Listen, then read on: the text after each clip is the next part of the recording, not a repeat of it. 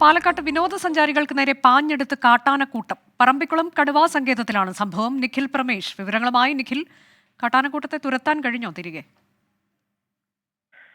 അനുജ, ഇതൊരു നിത്യ സംഭവമാണ്. പറമ്പിക്കുളം ടൈഗർ റിസർവിലൂടെ യാത്ര ചെയ്യുന്ന ആളുകൾക്കറിയാം, അവിടെ കാട്ടാനക്കൂട്ടം ഉണ്ടാകാറുണ്ട്. കാട്ടാനക്കൂട്ടം ഈ സഞ്ചാരികൾക്ക് നേരെ പാഞ്ഞെടുക്കാറുമൊക്കെ ഉണ്ട്. പക്ഷെ അങ്ങനെ ആക്രമിക്കുന്ന പതിവൊന്നും സമീപകാലത്തൊന്നും തന്നെ റിപ്പോർട്ട് ചെയ്ത് വന്നിട്ടില്ല, അല്ലെങ്കിൽ അത്തരത്തിലുള്ള വിവരങ്ങളൊന്നും തന്നെ പുറത്തു വന്നിട്ടില്ല. ഇതിപ്പോൾ ഈ ടൈഗർ റിസർവിലൂടെ യാത്ര നടത്തുകയായിരുന്ന സഞ്ചാരികളുടെ നേരെയാണ് ഈ കാട്ടാനക്കൂട്ടം പാഞ്ഞെടുക്കുന്ന സാഹചര്യം ഉണ്ടായത്.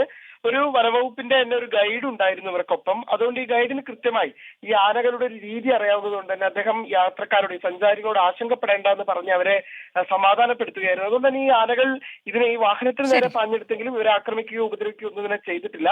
ഇത് ഈ സഞ്ചാരികളിൽ ഒരാൾ തന്നെ പകർത്തിയ ദൃശ്യങ്ങളാണ് നമ്മളിപ്പോൾ കണ്ടുകൊണ്ടിരിക്കുന്നത്. ഈ കാട്ടാനക്കൂട്ടം കഴിഞ്ഞ കുറെ അധികം ദിവസം പറമ്പിക്കുളം കടുവാ സങ്കേതത്തിലൂടെ യാത്ര ചെയ്തിരുന്ന സഞ്ചാരികൾക്ക് നേരെയാണ് കാട്ടാനക്കൂട്ടം പാഞ്ഞെടുത്തത്.